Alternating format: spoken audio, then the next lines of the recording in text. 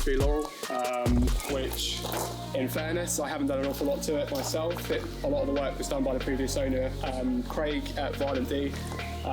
He did all the long nose, him and his friend Joey were the welding for the long nose, bonnet and wings, and took some of like the headlight surrounds out and things like that, and the oil cooler.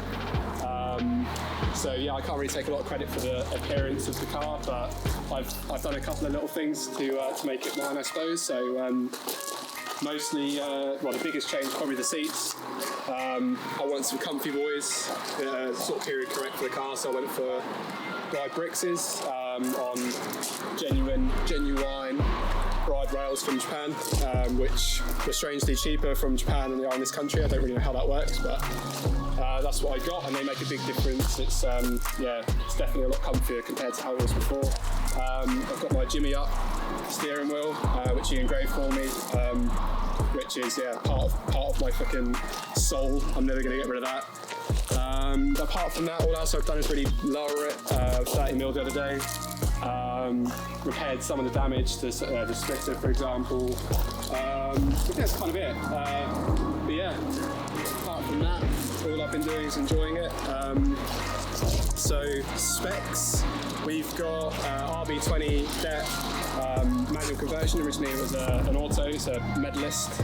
It was running something like, I think, 350, 400 brake horsepower from the previous owner, who had a big turbo. I think he had cams, injectors, ECU, so yeah, it's been driven hard, but now it's running pretty much stock with an RB28 turbo and a couple of other little tuning things. I don't actually know how much power it's running, but it's been told about 300, something like that, so it's definitely quick enough for me. Yeah, obviously the long nose is the biggest change, which I've talked about. It's been repainted in the two-tone original colours about a year ago. It's a pretty good job. It's not amazing, but it's good enough. Wheels, SSR reverse meshes front and Formula mesh at the rear.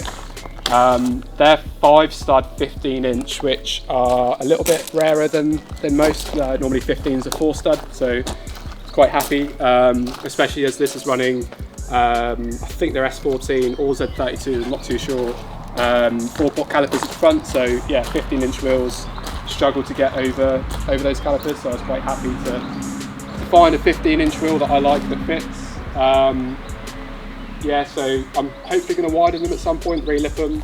I've got some matching centre caps on the way, which I think will probably look better than they do without. What else? It has a R33 Skyline gearbox and turbo. I think it's a R33 diff as well, so 4.3 welded, 5x1 shafts. One of them's kind of on its way out at the moment, I think. The CD boot split, so it's only a matter of time until that goes, but you know, Nissan life. So yeah, the roof. Craig from Violent D put his own little touch on with the roses and all the pinstriping around the car, which in fairness I think looks fucking sick. He did a really good job. Obviously it's what he does for a living, so I'm not surprised. C33 is a pillarless. Obviously it's got a roll cage in there, so it kind of, I wouldn't say spoils it, but it might not be immediately obvious until you open the doors and you're like, oh, it is pillarless. And it's probably not the biggest feature of the car, I'd say, but roll cages in there for obvious reasons. Kind of weak without them. And that's a Cusco dash dodger, which I would imagine are quite difficult to find for C33s, I guess, don't know. Interior-wise, it's pretty much factory. It's got the carpets, seats. The only thing really is the manual conversion, the hydro, which has been sort of like cut in there, and kind of, you know, typical drift car in the UK stuff. And yeah, that's pretty much it for the inside. So yeah, the main thing I want to do next is get rid of the exhaust. It's a Kakimoto N-Cam, which, yeah, it's still pretty good, but I don't think it really suits the style, so I wanted to get, you know, some sort of shotguns made up to kind of finish the style a little bit.